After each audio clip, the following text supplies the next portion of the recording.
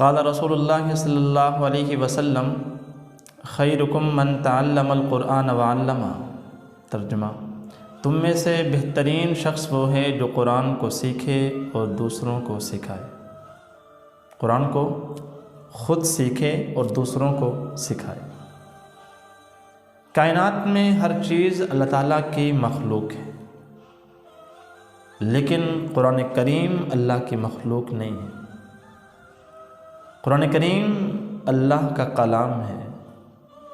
قرآن کریم اللہ کے الفاظ ہیں، لہذا اس کو تمام چیزوں سے فوقیت حاصل ہو گئی۔ تو یہ بات ذہن میں رہے، ہر چیز اللہ کی مخلوق ہے، قرآن کریم اللہ کی مخلوق نہیں۔ لہذا اس اعتبار سے جس چیز کی نسبت اس قرآن کی طرف ہو گئی اسے فوقیت مل گئی، اسے مقام مل گیا، اسے عظمت مل گئی۔ جس رات میں قرآن کریم نازل ہوا وہ رات 1000 راتوں سے فضیلت پا گئی۔ جس مہینے میں قرآن نازل ہوا وہ مہینہ 1000 مہینوں سے افضل ہے۔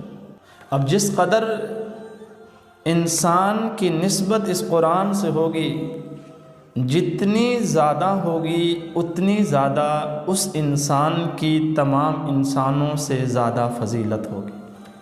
جو قرآن کو سکھائے گا وہ انسان عظمت والا ہوگا، جو قرآن کو سیکھے گا وہ بھی عظمت والا ہوگا۔ تو خلاصہ کلام یہ ہے کہ جتنی زیادہ اس قرآن سے دوستی ہوگی اتنی ہی زیادہ اللہ سے دوستی ہوگی۔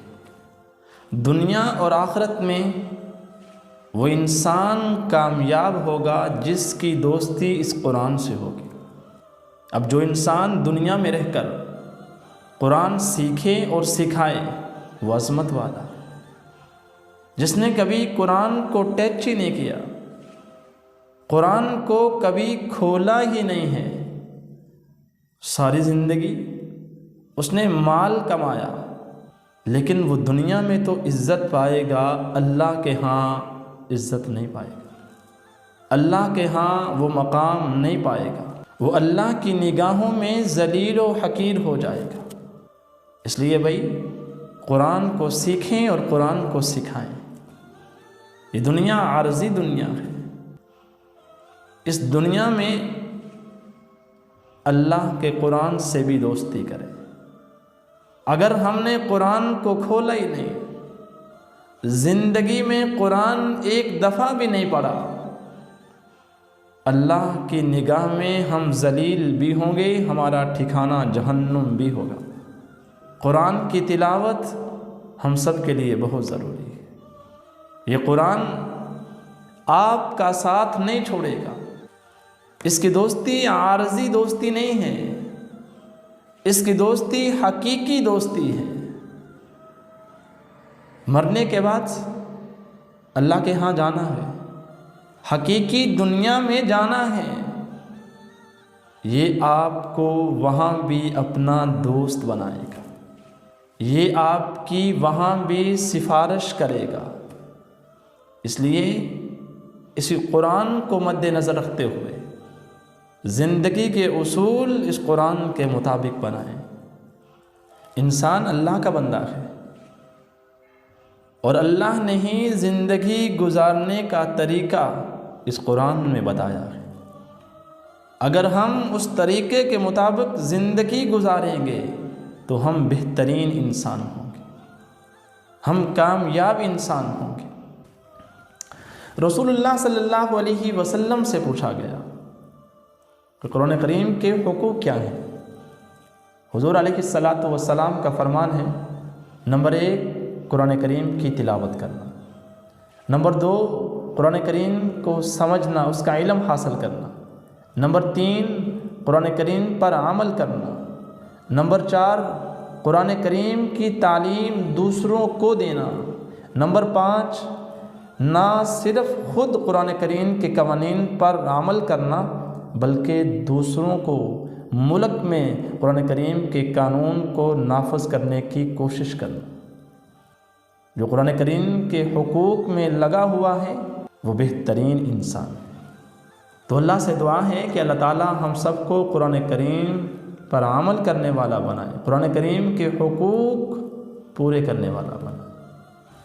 1400 سال کے بعد بھی قرآن کریم آج بھی اسی طرح لفظ بلفظ موجود ہے۔ جس انداز میں حضور علیہ الصلاۃ والسلام کی ذات پر قرآن نازل ہوا تھا، 1400 سال کے بعد بھی آج قرآن اسی انداز میں محفوظ ہے۔ آسمانی کتابیں اور بھی ہیں، لیکن 1400 سال گزرنے کے بعد بھی یہ قرآن آج انہی الفاظ میں محفوظ ہے۔ کیوں؟ اس وجہ سے فرمان خداوندی ہے، انا نحن نزلنا الذکر و انا لہ لحافظون، ہم نے قرآن کو نازل کیا اور ہم ہی اس کی حفاظت کرنے والے ہیں۔ اس کا ثواب کیا ہے؟ الف لام میم یہ ایک لفظ نہیں، الف الگ لفظ ہے، لام الگ لفظ ہے، میم الگ لفظ ہے، ہر لفظ پر اللہ 10 نیکیاں عطا کریں گے۔ قرآن کریم جو حفظ کرنے والے ہیں اس کا مقام کیا ہوگا؟ فرمایا کہ جو قرآن کریم کا حافظ ہوگا، اللہ تعالیٰ اس کے والدین کو ایسا تاج قیامت کے دن پہنائیں گے کہ اس کی روشنی سورج کی روشنی سے بھی زیادہ ہوگی۔ یہ فضیلت حافظ قرآن کے والدین کے لیے ہے۔ سوچئے کہ حافظ قرآن کے لیے کیا فضیلت ہوگی اللہ کے ہاں۔ اس لیے اس سے دل لگی کرو، اس سے دوستی کرو، یہ آپ کو اتنا مرتبہ اور اتنا مقام دے گا، دیکھنے والے حسرتیں کریں۔ قرآن کریم حضور صلی اللہ علیہ وسلم اور ساری امت کے لیے پیشوا ہے۔ اب جو اس قرآن کے قریب آئے گا، جو اس قرآن کی تلاوت کرے گا، جو اس قرآن سے دوستی کرے گا، اللہ اسے دنیا میں بھی اور آخرت میں بھی عزتیں دے گا۔ اللہ کے ہاں وہ مرتبے اور مقام والا ہوگا۔ اور جو اس کو ترک کرے گا، اس کی تلاوت نہیں کرے گا، زندگی میں اس نے قرآن کو کھولا ہی نہیں، وہ اللہ کی نظر میں حقیر اور ذلیل ہوگا۔ قرآن مجید میں مشغول رہنے والوں کا مقام کیا ہے؟ حسد جائز نہیں سوائے 2 بندوں کی، ایک وہ جو دن اور رات قرآن پر عمل کر رہے، قرآن پر عمل کروا رہے، قرآن سیکھ رہے، قرآن سکھا رہے، دوسرا وہ جس کو اللہ نے مال دیا اور وہ اللہ کے راستے میں مال خرچ کر رہے۔ اس کے سوا حسد جائز نہیں۔ فرمان خدا بندی ہے، وَإِذَا قُرِئَ الْقُرْآنُ فَاسْتَمِعُوا لَهُ وَأَنصِتُوا لَعَلَّكُمْ تُرْحَمُونَ۔ جب قرآن کی تلاوت کی جائے اسے غور سے سنو اور خاموشی اختیار کرو تاکہ تم پر رحم کیا جائے۔ وَرَتِّلِ الْقُرْآنَ تَرْتِيلًا، قرآن کو ٹھہر ٹھہر کر پڑھو۔ تو وہی قرآن کی دوستی، قرآن سے دل لگی، قرآن سے محبت، یہ ہمیں یہاں بھی کام دے گی، یہ ہمیں آخرت میں بھی کام دے گی۔ ایک نیکی کی ضرورت ہوگی، کوئی آپ کو ایک نیکی نہیں دے گا، اس وقت بھی یہ قرآن آپ کی سفارش کرے گا، یہ قرآن آپ کے ساتھ کھڑا ہوگا۔